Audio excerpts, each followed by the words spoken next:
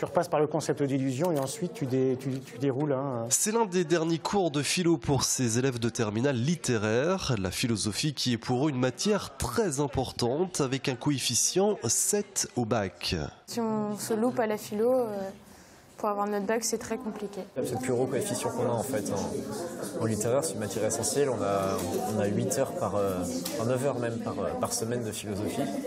C'est une matière vraiment en fait qui a pris toute notre place dans notre programme scolaire. Un programme qui aborde plusieurs notions, la liberté, le désir, la conscience, l'inconscient ou encore autrui, la vérité, le devoir, le bonheur, bref, des notions très variées sur lesquelles les lycéens ne doivent faire aucune impasse, car en philo, notamment, impossible de prédire les sujets. On voit au fur et à mesure des années que certains thèmes retombent 2 ou 3 ans de suite, puis plus du tout pendant 4-5 ans.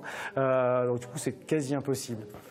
Du coup, surtout pas d'impasse dans les révisions, effectivement, puisqu'on ne sait jamais à l'avance quel sujet va tomber. Pas d'impasse, pas de pronostic non plus, encore moins lié à l'actualité, puisque la conception des sujets commence plus d'1 an avant l'épreuve. Mais tout cela n'empêche évidemment pas les candidats au bac d'avoir leurs préférences. J'aimerais bien un sujet sur le bonheur ou le désir, des choses un peu bateaux, qu'on a l'habitude de voir, que des sujets vraiment...